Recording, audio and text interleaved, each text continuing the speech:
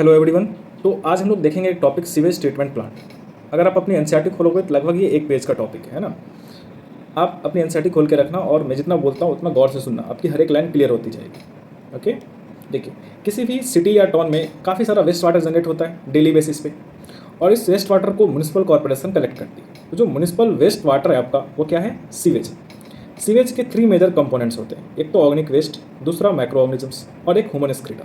इसमें से human excreta maximum contribution करेगा, मतलब मेजर कंपोनेंट होगा। जो भी माइक्रो ऑर्गेनिजम्स होते हैं उसमें से मैक्सिमम पैथोजेनिक है। अब इस अनट्रीटेड सीवेज को मैं किसी भी वाटर बॉडी में रिलीज नहीं कर सकता। क्यों? क्योंकि वो वाटर बॉडी में रिलीज होने के बाद कई सारे एक्वेटिक एनिमल्स की डेथ हो सकती है, वाटर अनफिट हो जाएगा यूज के लिए, और even as harmful pathogenic micro organisms भी हैं तो वो डिजीज कॉज कर सकते हैं, वाटर बॉर्न डिजीज स्प्रेड हो सकती है। तो हम क्या करेंगे? हम इसको पहले सीवेज ट्रीटमेंट प्लांट में भेजेंगे, इसको लेस पोल्यूटेंट बनाएंगे और फिर नियर बाय रिवर या लेक में रिलीज करेंगे। तो सीवेज ट्रीटमेंट प्लांट में आप मेजर 2 स्टेप्स में ट्रीटमेंट करने वाले हैं, एक प्राइमरी सीवेज ट्रीटमेंट और एक secondary sewage treatment. Primary sewage treatment में 2 स्टेप होती है, एक फिल्ट्रेशन और एक सेडिमेंटेशन। प्राइमरी में क्या होगी? 2 स्टेप होगी, एक फिल्ट्रेशन और एक सेडिमेंटेशन। तो देखिए, जो फर्स्ट टैंक हमने दिखा रखा है ये एक फिल्ट्रेशन टैंक है। इसमें क्या है? पोर साइज आप देख रहे होंगे पहले ज़्यादा है और फिर कम होते गया है। पहले बड़े साइज के पोर्स हैं और फिर छोटे साइज के पोर्स हैं। तो पहले आप बड़े साइज के पोर्स से फिल्टर करेंगे और फिर छोटे साइज के पोर्स से फिल्टर करेंगे। इसलिए एनसीईआरटी लिखती है सीक्वेंशियल फिल्ट्रेशन। और इस फिल्ट्रेशन से हम जो भी फ्लोटिंग डेब्रिस हैं, फ्लोटिंग सॉलिड्स हैं, उनको हम फिल्टर कर लेंगे, जैसे क्लॉथ, बोतल, सूच, ये सब सारा फिल्टर हो जाएगा।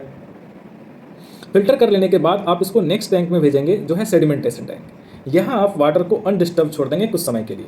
तो जितने भी सॉइल्स हैं, छोटे मोटे पीबल्स हैं, वो नीचे बैठ जाएंगे, जिसको हम बोलेंगे प्राइमरी स्लज।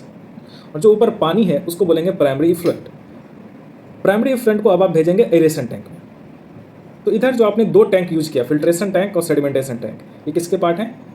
प्राइमरी ट्रीटमेंट या फिर फिजिकल ट्रीटमेंट। अब आया एरेशन टैंक। एरेशन टैंक में आप देखिए यहाँ से एयर पंप कर रहे हैं, यहाँ ऊपर से आप क्या कर रहे हैं? एयर पंप कर रहे हैं। साथ में एक एगिटेटर लगा हुआ है जो लगातार एरेशन कर रहा होगा, जिससे यहाँ पे जितने भी बैक्टीरिया और फंगई हैं, एरोबिक बैक्टीरिया और फंगई हैं, वो ग्रो करेंगे। जैसे मान लेते हैं कि ये बैक्टीरिया है और साथ में फंगई भी ग्रो करेगा इस तरीके से। तो बैक्टीरिया और फंगई मिल करके एक मास बनाएंगे जिसको हम फ्लॉक बोलेंगे। ये क्या है? फ्लॉक्स है।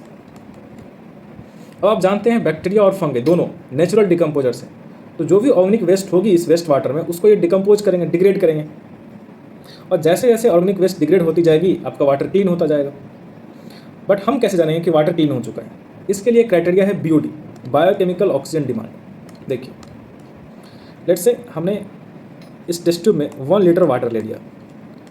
1 लीटर वाटर को अगर मैं प्योर करना चाहता हूँ, जिसमें कई सारा ऑर्गेनिक वेस्ट है, तो इस ऑर्गेनिक वेस्ट को डिग्रेड करने के लिए या डिकम्पोज करने के लिए किसी बैक्टीरिया को जितना ऑक्सीजन चाहिए वो BOD होगा।